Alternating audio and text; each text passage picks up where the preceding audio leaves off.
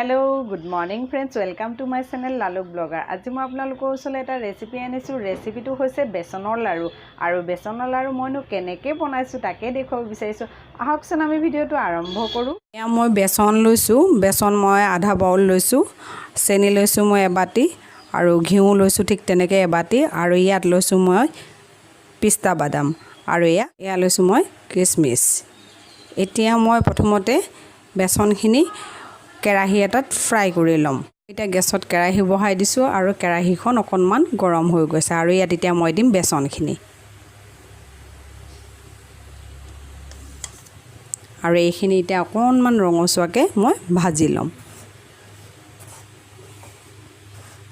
এতিয়া বেসনখিনি অলপ ভাজি হৈ গৈছে সম্পূৰ্ণ ভাজি হোৱা নাই আৰু এতিয়া মই দিম ঘি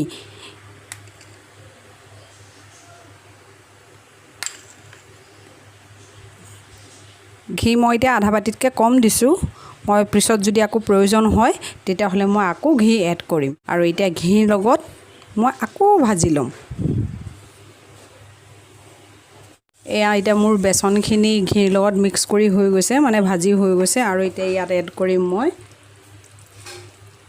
কিশমিশ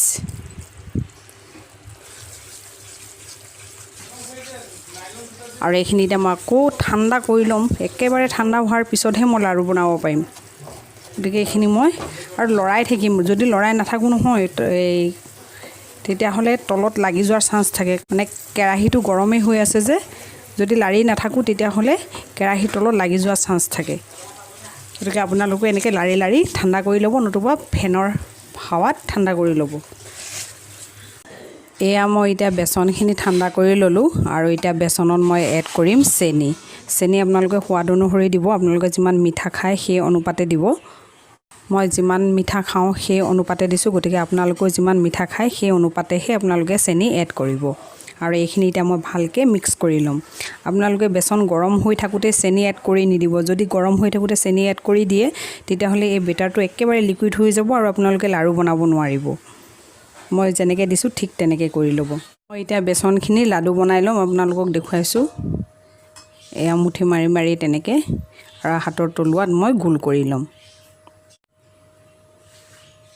আৰু ইয়াত এতিয়া মই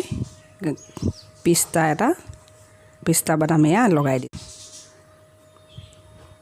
আৰু আপোনালোকেও ঠিক তেনেকৈ বনাই ল'ব আৰু এতিয়া মই গোটেই বেসনৰ লাৰুখিনি এনেকৈ বনাই ল'ম